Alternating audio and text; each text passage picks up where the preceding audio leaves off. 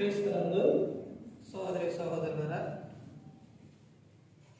ప్రభువైన యేసుక్రీస్తు నామములో హృదయపూర్వక వందనాలంటే ముందుగా ఇంత మంచి సమయాన్ని ఇచ్చిన తండ్రి అయిన దేవునికి ప్రభువైన క్రీస్తు ద్వారా కృతజ్ఞతాస్తుతులు చెల్లిస్తున్నానండి. అందరూ బాగున్నారండి? వాక్యం చదువుకొని ప్రార్థన చేసుకున్న తర్వాత పాఠంలోనికి వెళదామండి. మార్కు రాసిన సువార్త 1వ అధ్యాయం, మార్కు రాసిన సువార్త 1వ అధ్యాయం 35వ వచనం.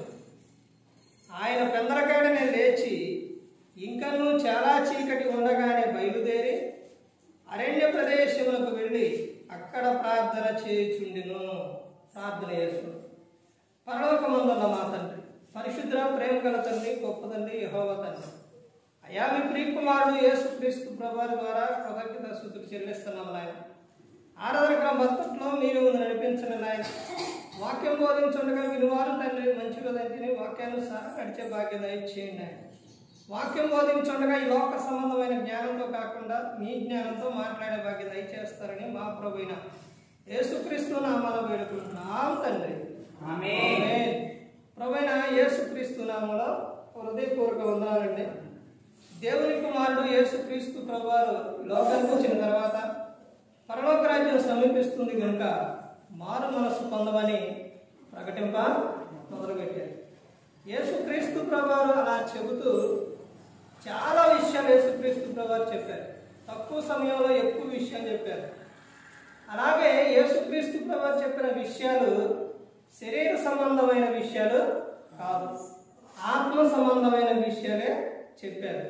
ఆత్మయే జీవింపజేయను కానీ శరీరం కేవలం నిష్ప్రయోజనం. మొన్నైనది మట్టికి చేరుతుంది, ఆత్మ ఎక్కడికి వెళ్ళిపోతుంది? దాన్ని దయచేసిన దేవుని యొద్దకు వెళ్ళిపోతుంది. కాబట్టి ఆ ఆత్మ ఎప్పుడూ కూడా బ్రతికే ఉంటుంది. కాబట్టి అందుకని ఆత్మ సంబంధమైన విషయాలు యేసుక్రీస్తు ప్రభువు చెప్పారు. ఆత్మకు మరణం ఉందా? ఆత్మకు మరణం ఉందండి? లేదు. తల్లి గర్భంలో నువ్వు పిండంగా రూపించబడ్డ కాడి నుంచి నీ ఆత్మ చనిపోదే కాదు. మరి అదేంటంటే ఇక్కడ చనిపోతున్నారుగా అని అంటే అందుకనే చెప్పారు ప్రసంగి 12:7. ఇప్పుడు చెప్పింది అదే. ఈ మట్టి దేహం ఏడకి వెళ్ళిపోతుంది? మట్టికి వెళ్ళిపోతుంది. దేవుడిచ్చిన ఆత్మ మాత్రం దేవుని యొద్దకు చేరుతుంది, అక్కడ ఉంటుంది ఆత్మ. పాఠం పేరు కూడా అదే. ఏంటంటే పాఠం పేరు ఏంటంటే మీ ఆత్మీయ మరణం అంటే ఏంటి? ఆత్మీయ మరణం అంటే ఏమిటి? మరణిస్తారు, మనిషి మరణిస్తారు. భూమి మీదకి వచ్చిన ప్రతి ఒక్కరూ మరణిస్తారు. మెతుషేలకు 969 సంవత్సరాలు ఇచ్చింది, బ్రతికిందా? బ్రతకలేదు. కీర్తన 90వ కీర్తన 3వ వచనం ఏమని చెప్తారు అక్కడ? నరులారా తిరిగి నా యొద్దకు చేయండి అని చెప్తున్నారు. అంటే ఎప్పుడూ కూడా ఈ భూమి మీదకి వచ్చిన మనిషి భూమి మీద శాశ్వతంగా ఉండి పోడు. మనం ఇక్కడికి ఎందుకు వచ్చామనంటే చూసుకోవడానికి వచ్చాం. తర్వాత దేవుని యొద్దకు వెళ్ళవలసిన వారిగా ఉన్నారు. ఆత్మ ఎప్పుడూ కూడా చనిపోదండి. ఆత్మ ఎప్పుడూ చనిపోదు. మరి చనిపోయిన ఈ ఆత్మలన్నీ కూడా ఎక్కడికి వెళ్ళిపోతున్నాయి? చనిపోయిన ఆత్మలన్నీ ఎక్కడకు వెళ్ళిపోతున్నాయి అంటే ప్రకటన గ్రంథం 1వ అధ్యాయం మొత్తం చదివితే మరణపు తాళపు చెవులు ఎవరి దగ్గర ఉంటాయి అంటే యేసుక్రీస్తు ప్రభువారి దగ్గర ఉంటాయి. పాతాళపు యొక్క తాళపు చెవులు ఎవరి దగ్గర ఉంటాయి? యేసుక్రీస్తు ప్రభువారి దగ్గర ఉంటాయి. ఇవన్నీ వెళ్ళిన ప్రతి ఒక్కటి కూడా ఎక్కడికి వెళ్ళిపోతాయి అని అంటే అక్కడికి వెళ్ళిపోతాయి. వెళ్ళిపోయిన ఈ ఆత్మ మరణాల భూమి మీదకి రావాలి అని అంటే యేసుక్రీస్తు ప్రభువారి లాక్ తీస్తేనే వస్తాయి, లేకపోతే రావు. మరి అదేంటండి మాకు నిన్నేనండి చెట్టుకాడ కనపడ్డది, లేకపోతే నా పక్కకు వచ్చి నిలబడి నాతో పాటు వెళ్ళిపోదామంటుంది. ఎక్కువ దెయ్యాలు ఎవరైతారు? ఎక్కువ దెయ్యాలు ఎవరు కనపడతాయి? స్త్రీలు దెయ్యాలు అంటారు. స్త్రీలే కనపడతారు ఎక్కువ. ఎందుకనండి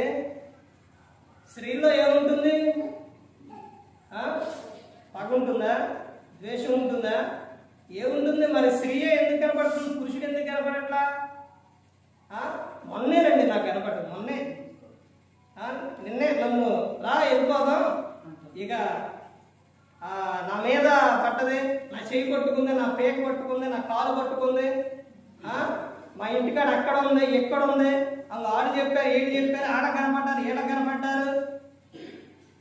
అందుకే చెప్తున్నారు ప్రసంగి 9వ అధ్యాయం ఏమని చెప్తారో తెలుసండి? ఇలాంటి ఆలోచనలో ఇలాంటి పనికిమాలి అన్నీ కూడా మనసులో పెట్టుకొని ఇవన్నీ కూడా మాట్లాడతారు, ఇలాంటి పనులు చేస్తారు. తర్వాత మనిషి చనిపోయిన తర్వాత అక్కడ కనబడ్డది, ఇక్కడ కనబడ్డదని అక్కడికెళ్ళి ఇక్కడికెళ్ళి మంత్రాలు, తంత్రాలు, అంతరాలు, నిమ్మకాయలు, లేకపోతే అవి ఇవి ఇవన్నీ చేస్తారనే గ్రంథంలో ముందే రాపించిండు దేవుడు. మనిషి చనిపోయిన తర్వాత, ఆత్మ వెళ్ళిపోయిన తర్వాత మరలా భూమి మీద వంతు లేదు. యేసుక్రీస్తు ప్రభువు రాకడ సమయంలో తప్ప మరలా భూమి మీదకు వచ్చే అధికారం ఆత్మకు లేదు. భూమి మీద నేల యందు గాని, సూర్యునితో గాని, వెలుతురు గాని, పగ తీర్చుకోవడం గాని, పగ పెట్టుకోవడం గాని ఎటువంటి అధికారం ఆత్మకు మనిషికి లేదు. మనిషి బ్రతికున్నప్పుడే అది నాది, ఇది నాది, వారి మీద వీరి మీద పగలో ద్వేషాలు ఇవన్నీ పెట్టుకోవడం. చనిపోయిన తర్వాత ఇవన్నీ కూడా ఏది ఉండదు. ఇక ఇప్పుడు ఇద్దరు వ్యక్తులు కలిసి తిరిగినప్పుడు ఒక వ్యక్తి మరణించిన తర్వాత ఈ వ్యక్తి ఆ వ్యక్తి కంటే ఏదో సందర్భం కోపం కానీ పడలేదనుకోండి, మరి చనిపోయిన ఆ వ్యక్తి వచ్చి ఈ వ్యక్తిని చంపేయచ్చుగా. ఎందుకు జరగట్లేదు? జరగదు. ఎందుకనంటే ఆత్మ భూమి మీదకి మరలా రాదు, పగ తీర్చుకోవటం లేదు, అలాంటి ఏవి కూడా లేవు. ఆత్మీయ మరణం. ఈ రోజున చనిపోయిన వ్యక్తి శరీరం వదిలిపెట్టి ఆత్మ వెళ్ళిపోతుంది, కానీ మనిషి బ్రతికొండంగా మరణిస్తుంది. మనిషి బ్రతికొండంగానే ఏమైపోతుందో మరణిస్తుంది. అదే పాఠం పేరు ఆత్మీయ మరణం అంటే ఏమిటి? ఈ ఆత్మీయ మరణం ఎలా వస్తుంది, ఎలా జరుగుతుంది అని అంటే ఆదిలోనే మనకు కనపడుతుంది. ఆదిలోనే ఏం కనపడుతున్నారు? మరణం ఆదిలోనే. దేవుని ఆజ్ఞను ఎప్పుడైతే అవ్వ ఆదాము ఎప్పుడైతే ఆజ్ఞ అతిక్రమించారో వచ్చేసింది. వాళ్ళు ఏమైపోయారు? మరణించారు. మరణించారు అంటే శరీర సంబంధం శరీరంగా మరణించలేదు. వాళ్ళు ఎలా మరణించారు? ఆత్మీయంగా మరణించేశారు. ఆత్మీయంగా మరణించారు. ఆత్మీయంగా మరణించడం అంటే ఏంటి? శరీర మరణం తెలుసు, కానీ ఆత్మీయ మరణం తెలుసా? తెలుసండి. ఆత్మీయ మరణం అంటే ఏమిటో, ఆత్మీయ మరణం ఎలా ఉంటుందో మనం గ్రంథంలో చూస్తే ఆదిలోని ఆదాము అవ్వ దేవుడు వాళ్ళిద్దరిని చేసిన తర్వాత దేవుడు సాయంత్రం వేళ వచ్చినప్పుడు వాళ్ళు దేవునితో ఏం చేసేవారు? మాట్లాడుకునేవారు. ఆ తర్వాత ఎప్పుడైతే ఆజ్ఞ అతిక్రమించారో వారిలో ఏమొచ్చింది? ఆత్మీయ మరణం వచ్చేసింది. ఆత్మీయ మరణం ఎప్పుడైతే వచ్చేసిందో వాళ్ళు బయటికి వెళ్ళిన తర్వాత మరలా దేవునితో సహవాసం ఉందా? దేవునితో మాట్లాడుకోవటం ఉందా? మరలా వాళ్ళకి కుమారులు ఎవరు? ఏ కుమారుడు? ఒక ఆయన కాదు, ఇంకొక ఆయన కాదు, ఇంకొక ఆయన, 3 ఆయన పుట్టిన తర్వాత ప్రార్థన మొదలైంది. మరి మొదటిలోని దేవుడు వచ్చినప్పుడు ఏం చేశారు? వాళ్ళు దేవునితో మాట్లాడుకున్నారు, దేవునితో సహవాసం కలిగి ఉన్నారు. దేవుని మాటను, దేవుని ఆజ్ఞను ఎప్పుడైతే అతిక్రమిస్తారో అప్పుడే వస్తుంది నీలో ఆత్మీయ మరణం. దేవునితో సహవాసం నువ్వు ఏమైపోతావు? కోల్పోతావు. ఈ ఆత్మీయ మరణం గురించి కొన్ని విషయాలు చూస్తే చూడండి. అపోస్తలుడైన పౌలు గారు ఎఫెసీయులకు రాసిన పత్రిక 4వ అధ్యాయం, అపోస్తలుడైన పౌలు గారు ఎఫెసీయులకు రాసిన పత్రిక 4వ అధ్యాయం 18వ వచనం, వారైతే అంధకారమైన మనసు గలవారై తమ హృదయ వలన తమలో ఉన్న జ్ఞానము చేత దేవుని వలన కలుగు జీవముల నుండి వేరుపరచబడిన వారై తమ మనస్సులకు కలిగిన వ్యర్థత అనుసరించి నడుచుకొనుచున్నారు. వ్యర్థత, తమ మనస్సుకు కలిగిన వ్యర్థతను అనుసరించి నడుచుకొనుచున్నారు. ఇదే ఆత్మీయ మరణం. ఈ ఆత్మీయ మరణంలో దేవుని వలన కలుగు జీవముల నుండి వేరుపరచబడుట. దేవుడిచ్చిన జీవముల నుండి ఏమైపోతారు? వేరైపోతారు. దేవుని మందిరానికి దూరం అయిపోతారు, ప్రార్థనకు దూరం అయిపోతారు, వాక్యానికి దూరం అయిపోతారు, ప్రవర్తనకు దూరం అయిపోతారు. ఇక మనిషి కలిగి ఉన్న విధానం ఏంటంటే దేవుడిలో నుండి ఆ జీవం ఎప్పుడైతే జీవంలో నుంచి వేరైపోతారో వారు కలిగి ఉన్న విధానం ఏంటంటే వారిలో ఉన్న వ్యర్థతను అనుసరించి నడుస్తూ ఉంటాయి. సౌలు గారి జీవితంలో జరిగిన విషయం అదే. దేవునిలో ఉన్నప్పుడు, దేవుని మాట విన్నప్పుడు కొన్ని రోజుల పాటే విన్నాం. తర్వాత ఎప్పుడైతే దేవుని మాటను వినలేదో, దేవుని ఆత్మ ఎప్పుడైతే వెళ్ళిపోయిందో కోపపడటం, అవన్నీ కూడా ఆనందం లేదు, సంతోషం లేదు, ఇవన్నీ లేకుండా సౌలు గారు జీవితంలో అతను 40 సంవత్సరాలు దేవుడు పరిపాలన ఇస్తే సుమారు 5-6 సంవత్సరాలే ప్రశాంతంగా చేసింది. తర్వాత ఆయన ఆనందంగా లేదు.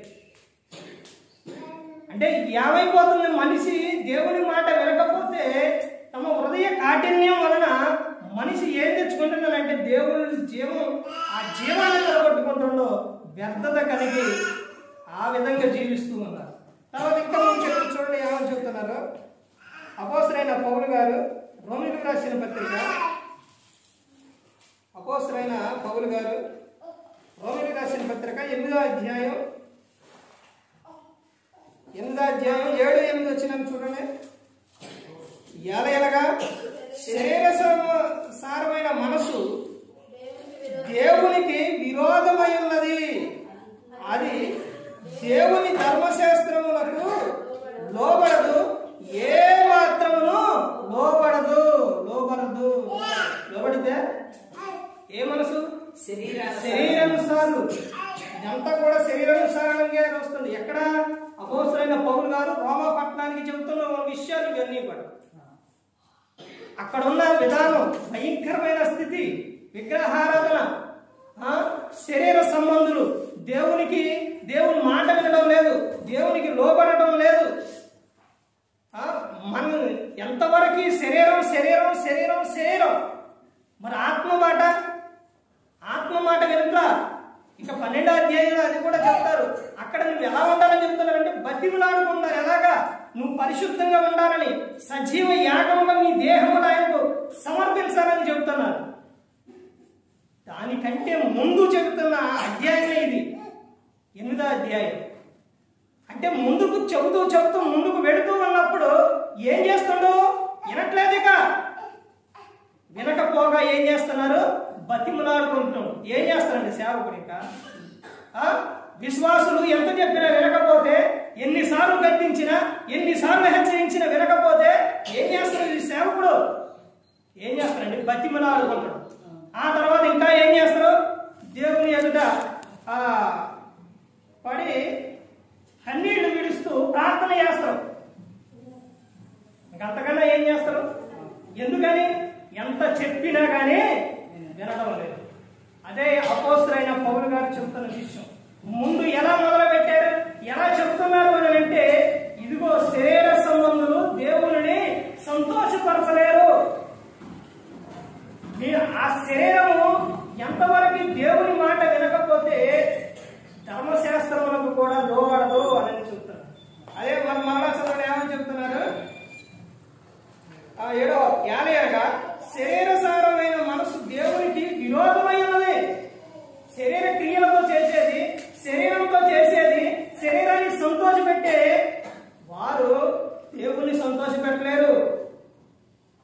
శరీరాన్ని సంతోషపెట్టుకోవడం, తాగడం, శరీర కోరికలు భయంకరమైన విధానం.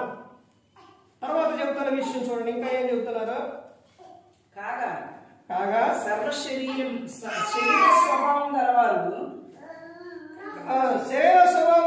దేవుని సంతోషపరచలేరు. శరీర స్వభావం కలిగిన వారు దేవుని సంతోషపరుస్తారా? సంతోషపరచలేరు. ఇదే చెబుతున్నారు ఆత్మీయ మరణం. అంటే ఆత్మీయ మరణంలోని శరీరసరమైన మనస్సు కలిగి ఉండడం. మరణం. ఆత్మీయ మరణం అంటే ఏంటి?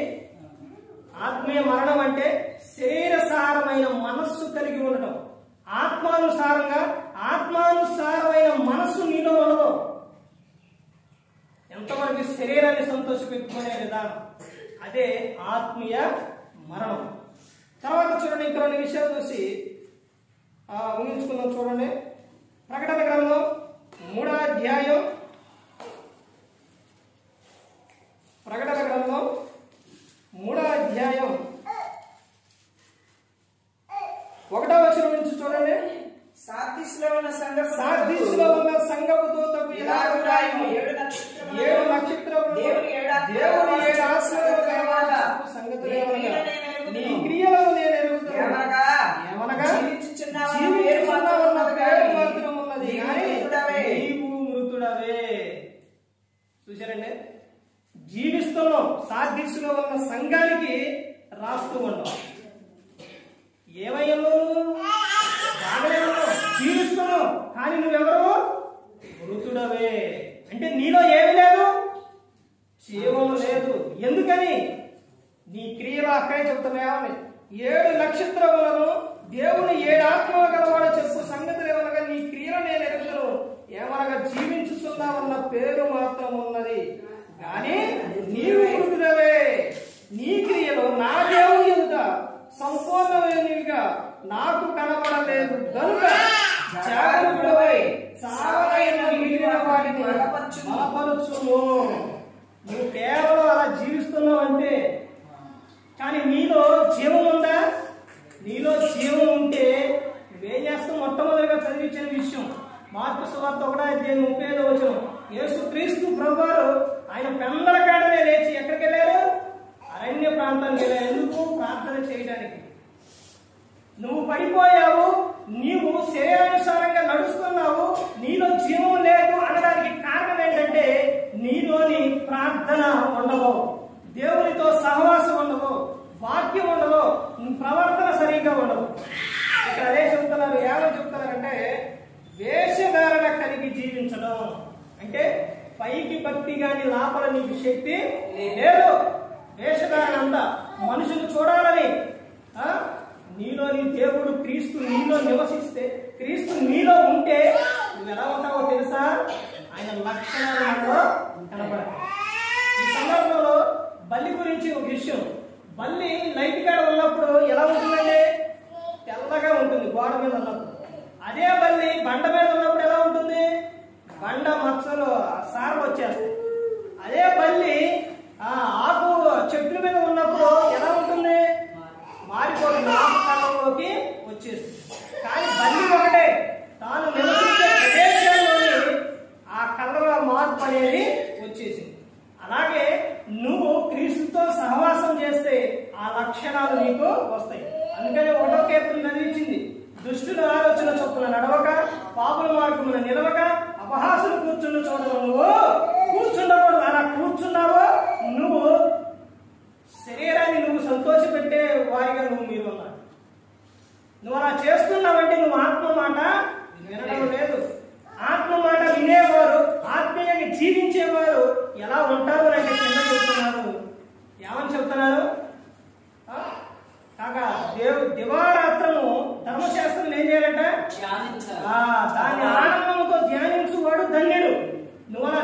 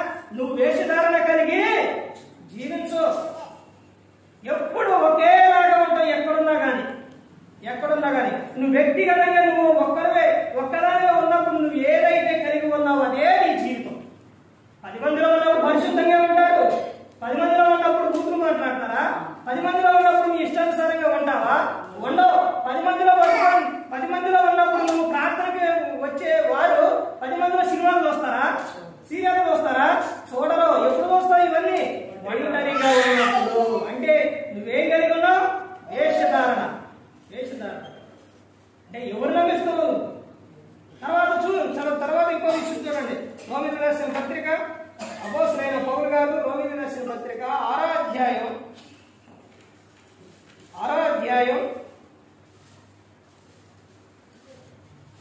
12వ వచనం. కాబట్టి శరీర దురాశలకు లోబడినట్లుగా సావులకు లోనైన మీ శరీరమందు పాపమును ఏలనీయకుడే. పాపం నీ శరీరమందు ఏలనీయకూడదు. పాపానికి నువ్వు అవకాశం ఇవ్వకూడదు. పాపం వలన వచ్చు జీతం ఏంటి? మరణం. పాపం వలన నీకేమొస్తుందో తెలుసా? మరణం. దేవుడు ప్రతి ఒక్కడే రెండు విషయాలు చెప్పారు. రెండు. ఈ మరణం ఎలా వస్తుంది అని అంటే, నువ్వు పాపం చేసేటప్పుడు ఎవరైనా చూశారనుకోండి, ఏం జరుగుతుందంటే నిన్ను మామూలుగా హింస పెట్టరు. మామూలుగా ఉండదు నీకు. ఎలా చేస్తారో తెలుసండి? దావీదు గారు తెలుసా? బైబిల్ గ్రంథంలో నా హృదయానుసారుడు, చాలా గొప్ప ఆయన చేసిన తప్పు ఒకటే అని దేవుడు చెప్పిండు. చాలా ఇష్టం. ఆయన దావీదు గారు తప్పు చేసిన తర్వాత బత్షెబతోని ఆమె భర్తను చంపించిన తర్వాత జరిగిన విషయం ఏంటో తెలుసండి? ఇది ఎందుకు చెప్తున్నానంటే పాపం గురించి చెప్తున్నా. నా ఫ్రెండేగా, నా పక్కానేగా, నా పక్క ఆయనగా, మీ ఇద్దరం కలిసి ఉన్నావులే అని నువ్వు ఏదన్నా చేస్తూ వల్ల వాడు చూసినా ఏదన్నా చెప్పినా జరిగే విషయం ఇదే. ఇప్పుడు చెప్తున్న విషయమే. ఏంటో తెలుసండి? దావీదు గారు చేసిన ప్రతి ఒక్కటే ఎవరికి తెలుసు అని అంటే యోవాబుకు తెలుసు. యోవాబు ఎవరు? దావీదు గారు రైట్ హ్యాండ్. ఇంకో విషయం ఏంటో తెలుసండి? బయట ఆయన ఏమీ కాదు, చెల్లెల కొడుకే యోవాబు. మేనల్లుడు, మేనమామ అయినప్పటికీ కూడా దావీదు గారు చేసిన విషయాలు ప్రతి ఒక్కటే ఎవరు తెలుసు? యోవాబుకు తెలుసు. కాబట్టి యోవాబు ఏం చేశాడు అని అంటే, దానికి ముందు దావీదు గారు పాపం చేస్తూ ఆ పాపంలోనే రాజ్య పరిపాలన చేస్తూ ఉన్నప్పుడు, అయ్యో నా బిడ్డ పాపం చేస్తూ పాపంలో ఉన్నాడు, పాపంలో ఎలా జీవించకూడదు, సడన్ గా మరణించినా ఎవరన్నా వచ్చి ఏదైనా చేసినా నరకానికి వెళ్ళిపోతారో, అయ్యో ఇట్ట నా ప్రజలను ఇట్లా పరిపాలించకూడదని దేవుడు ఏం చేస్తారనంటే ఆ ప్రవక్తను పంపిస్తారు. నాతాన్ అనే ప్రవక్త.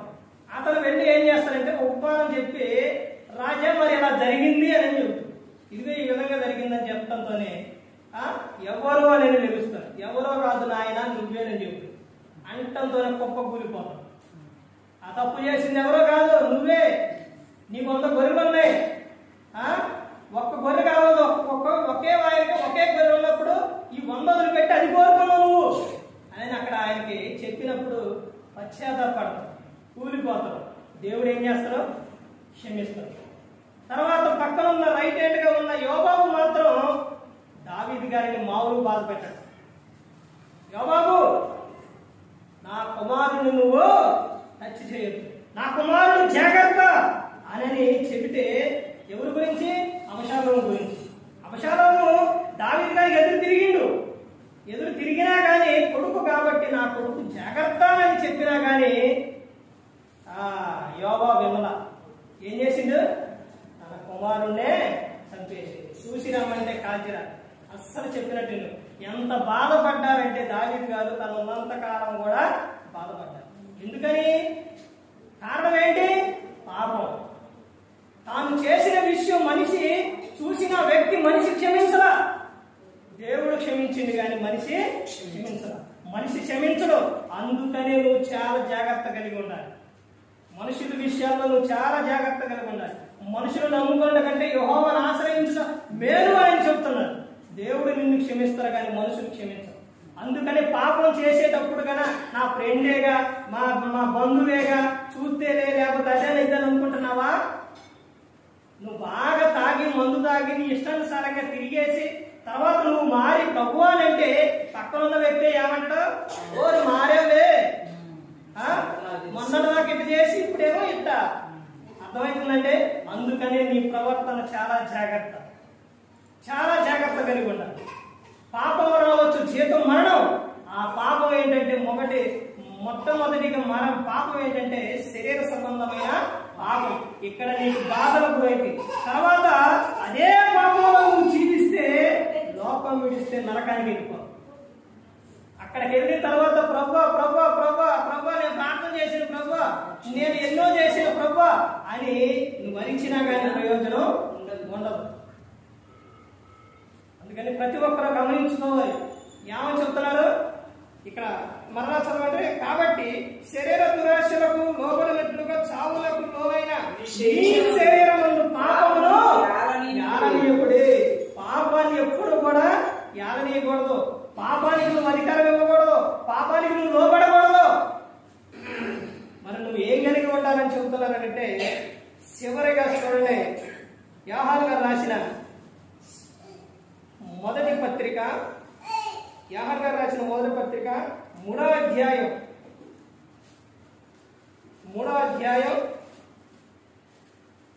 14-15 వచనాలు చూడండి. మనము సహోదరులను ప్రేమించుచున్నాము గనుక మరణములో నుండి జీవములోనికి దాటిపోయేలాగా ప్రేమ లేని వాడు మరణమందు నిలిచి ఉన్నాడు.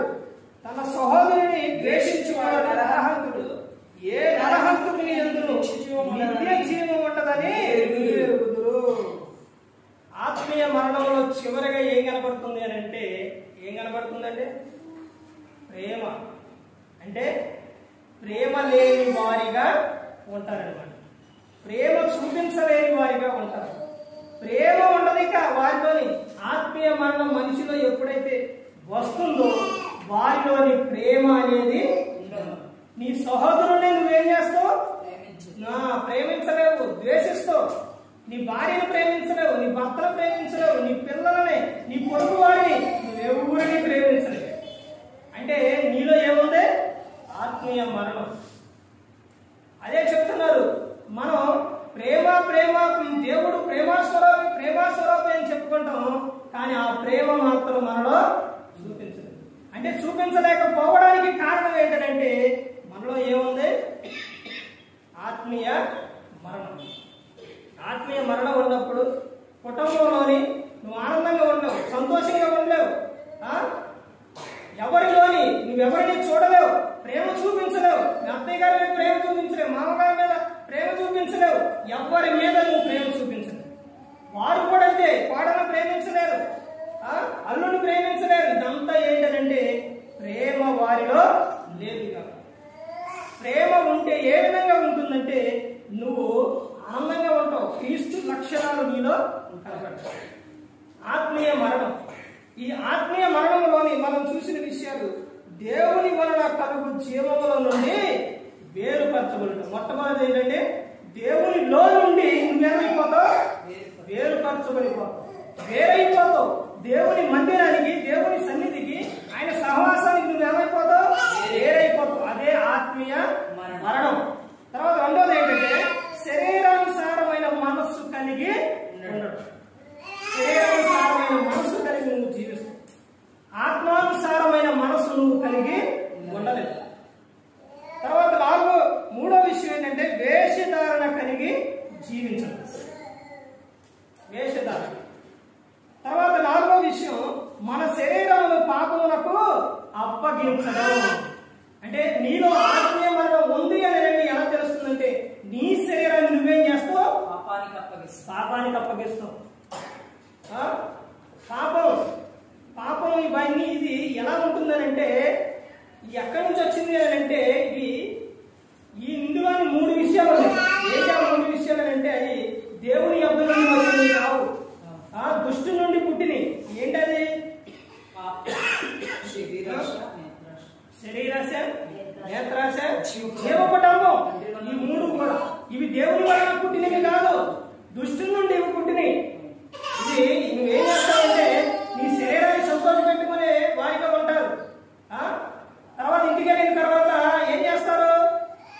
సినిమా, సీరియల్, లేకపోతే ఈ కళ్ళతో నేత్రాశ, ఆనందం, తర్వాత శరీరం, తర్వాత మాటలు, డంబపు మాటలు మాట్లాడుకోవడం.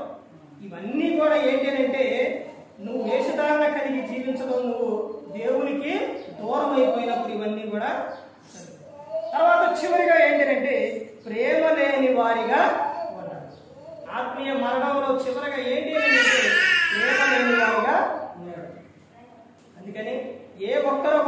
నీ ఆత్మీయ జీవితాన్ని పాడు చేసుకోకుండా నీ ఆత్మీయ జీవితాన్ని దినదినము వర్ధిల్లే విధంగా నువ్వు ఈ లోకంలో జీవించాలి. అపోస్తలుడైన పౌలు గారు తెస్సలోనికీయులకు రాసిన పత్రికలో ఏమని చెప్తారని తెలుసండి? క్రీస్తు రాకడ సమయంలో ఆయన వచ్చేటప్పుడు మీ ఆత్మ మీ శరీరము ఎలా ఉండాలి? పరిశుద్ధముగాను నిందారహితముగాను మీరు ఉండాలి అనేది చెప్తున్నారు. నువ్వు వాళ్ళున్న విధానం ఏంటో తెలుసండి? తెస్సలోనికీలో ఉన్న సంఘం వాళ్ళు ఉన్న విధానం ఏంటంటే వారు దేవునికి దగ్గరగా ఉన్నారు, ప్రార్థనలో ఉన్నారు. అధ్యాయం చదివారా? బైబిల్ చదువుతారా? ఎన్ని అధ్యాయాలు ఎన్ని పుస్తకాలు ఆయన రాసిన దాంట్లోని కొరింథీయులు రాసిన మొదటి పత్రిక, రెండో పత్రిక, రెండు పత్రికలు రాసినప్పుడు ఎన్ని విషయాలు చెప్పారు? అది కొరింథీ సంఘం అది ఇంకా భయంకరమైంది. ఎన్ని ఒకసారి చెప్పినప్పుడు వినలేదు, రెండోసారి మరలా రాసింది. ఎన్ని రాసిందంటే ఎన్నో అధ్యాయాలు రాసింది. తెస్సలోనికీయులలో వచ్చేసరికి అక్కడేనే అధ్యాయం రాసిండు పౌలు గారు. ఒకసారి రెండు సార్లు చెప్పినప్పుడు కూడా చిన్న అధ్యాయాలు రాసింది. ఎందుకనంటే వారు నిత్యం కూడా ఎలా ఉన్నారనంటే ప్రేమ కలిగి ఉన్నారు, దేవునికి కృతజ్ఞత కలిగి ఉన్నారు, వారు ప్రార్థన యందు ఉన్నారు. అయితే వీటన్నిటి పట్ల ఉన్న వారు ఇచ్చే విషయంలో కానీ పుచ్చుకునే విషయంలో కానీ ప్రతి ఒక్క విషయంలో ఉన్న వారు ఆత్మ విషయంలో వారు అక్కడ ఏమని చెప్తారో తెలుసండి? ఆత్మను ఆత్మకుడి అని చెప్తారు. ఆత్మను ఎప్పుడు కూడా ఆత్మతో ఆత్మయే జీవింపజేయను. నువ్వు మీరు జాగ్రత్త కలిగి ఉండాలి. ఎంతవరకు శరీరం మాటే కానీ శరీరం మాట వినడమే కానీ ఆత్మ మాట ఎప్పుడైనా విన్నావు నువ్వు? అందుకనే చెబుతున్న తెస్సలోనికీయులకు ఉన్న పత్రికలో ఆత్మను ఆత్మకుడి, ఆత్మ ఆత్మకుడు, పరిశుద్ధాత్మను దుఃఖపరచొద్దు, ఆయన మాట వినాలి. ఆయనకు విరోధంగా కానీ నువ్వు మాట్లాడినప్పుడు యేసుక్రీస్తు ప్రభువు చెబుతారు, ఏమని చెబుతారు? మనిషి కుమారునికి విరోధంగా మాట్లాడు వానికి ఆయనను పాప క్షమాపణ కలుగును గాని పరిశుద్ధాత్మకు విరోధంగా మాట్లాడు వానికి ఈ యుగమందైనను రాబో యుగమందైనను పాప క్షమాపణ లేదు అని చెప్తారు. అందుకని పరిశుద్ధాత్ముడు మాట వినేవారిగా ఉండాలి, ఆయన మాట వినేవారిగా ఉండాలి, ఆత్మ మాట వినేవారిగా ఉండాలి. ఆత్మ నిన్ను బ్రతికిస్తుంది. ఎలా బ్రతికిస్తుంది తెలుసా? నిన్ను ఎక్కడ బ్రతికిస్తుంది, నీకు మంచి పేరు తెస్తుంది, తర్వాత నేను ఈ లోకం విడిచినప్పుడు పరలోకానికి చేరుస్తుంది. అదే నువ్వు ఆత్మ మాట వినకపోతే నువ్వు శరీర సంబంధమైన బాధలో పడతావు. నువ్వు ఈ లోకం విడిచినప్పుడు ఆత్మ దేహము రెండింటిని కలిపి ఎక్కడ పడేస్తావో తెలుసా? నరకంలో అగ్నిలో పడేస్తావు. అగ్నిలో అక్కడ అగ్ని ఆరదు, పురుగు చావచ్చు, అంత భయంకరంగా. ఇవన్నీ ఎప్పుడు నువ్వు ఆత్మ మాట వింటే పరలోకం, వినకపోతే నరకం. ప్రతి ఒక్క పత్రిక, ప్రతి ఒక్క చాట, ప్రతి ఒక్క సంఘానికి చెప్పినప్పుడు పౌలు గారు చెప్పినప్పుడు ఆయన మీరు శరీరం విషయంలో పాపములకు దూరంగా ఉండండి, మీ శరీరాలను క్రీస్తుకి సజీవ యాగంగా అప్పగించుడి అని చెప్పారు. ఆత్మ మాట వినేవారిగా ఉండాలి అని అపోస్తలుడైన పౌలు గారు చెప్పారు. అందుకని ప్రతి ఒక్కరు గమనించుకోండి, ఏ ఒక్కరు కూడా నశించి నరకానికి వెళ్ళిపోకూడదని యేసుక్రీస్తు ప్రభువు ఈ లోకానికి వచ్చి మనందరి కోసం శిలువలో తన ప్రాణాన్ని పెట్టారు. ఎందుకు మరణించారు యేసుక్రీస్తు ప్రభువు? ఎందుకని? ఆయనతో పాటు ఉండాలని కోరుకున్నారు. నా పిల్లలు నాతో పాటు ఉండాలి, ఆనందంగా ఉండాలి, సంతోషంగా ఉండాలని కోరుకుంటున్నారు. అర్థమైందండి? నీకు ఏదైనా ఆలోచన వచ్చినా, ఏదైనా చేయాలనుకున్నా ప్రతి ఒక్కటి కూడా నీవు మోకాళ్ళేసి దేవునికి చెప్పుకోండి. ఫిలిప్పీయులకు 4వ అధ్యాయం 4వ వచనం నుంచి తర్వాత 19వ వచనం అవన్నీ కూడా చెప్తున్న విషయాలు ఏంటంటే దేవుడు నిన్ను బలపరిచే మాటలు చెప్తాడు. నేను నీకు దగ్గరగా ఉన్నా, నిన్ను విడవనని చెప్తున్నాను. నువ్వు ఆత్మీయంగా నువ్వు వర్ధిల్లినప్పుడు అదే చెప్తారు. ఎక్కడో తెలుసండి? యోహాను గారు రాసిన సువార్త 15వ అధ్యాయం 1వ వచనం నుంచి చెప్తారు. మీరు ఎలా ఉండాలి? 7వ వచనం, నా యందు మీరును, మీ యందు నా మాటలు నిలిచియున్న యెడల మీకేది ఇష్టం అడుగుడే, మీరు బహుగా ఫలించాలి. ఆదిలోనే చెప్పిండు తండ్రి అయిన దేవుడు. మరలా యేసుక్రీస్తు వారు గుర్తు చేస్తున్నారు. ఏమని? మీరు నా యందు ఉండాలి. మీరు ఎలా ఉండాలో తెలుసండి? మీరు ఎలా ఉండాలి? మీరు ఫలించే వారిగా ఉండాలి. మీరు బహుగా ఫలించాలి. మీరు అప్పుడే నా తండ్రి ఏమైస్తారు, మహిమపరచబడుతురు. అలా చెబుతూ అలా ముందుకెడుతూ యాహోవా గారు రాసిన పత్రికలోని ఏమని చెబుతారు, 3వ పత్రిక ఏమని చెబుతారు తెలుసండి? వీడా నువ్వు ఆత్మలో వర్ధిల్లుచున్న ప్రకారం నువ్వు అన్ని విషయాలు నువ్వేవాలి, వర్ధిల్లాలి. అన్ని విషయాలు నువ్వేవాలి, వర్ధిల్లాలి.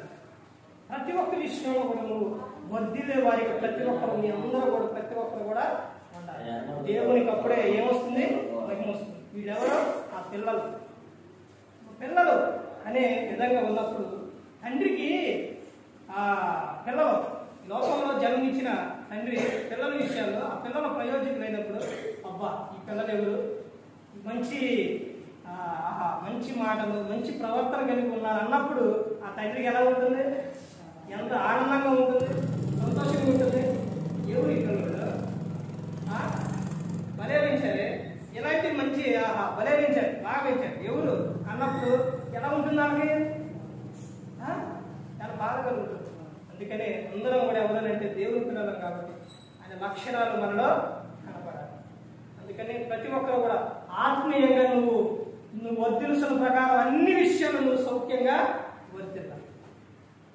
మరి ప్రతి ఒక్కరు కూడా దేవుని యందు భయభక్తులు కలిగి పరిశుద్ధాత్మ మాట ఏంటో ఉదయశుద్ధిని కాపాడుకుంటూ క్రీస్తుని పోలే నడుచుకున్నప్పుడు ఈ లోకం ఇచ్చిన పరలోకానికి చేరుకుంటారు. మరి ఈ విధంగా నిలబెట్టి మాట్లాడించిన తండ్రి దేవునికి కృతజ్ఞతాస్తుతులు చెల్లిస్తూ ఎంతవరకు శ్రద్ధగా ఉన్న మీకు ప్రభు హృదయపూర్వకంగా చెల్లిస్తూ మాట్లాడుతున్న అందరికీ వందనాలు.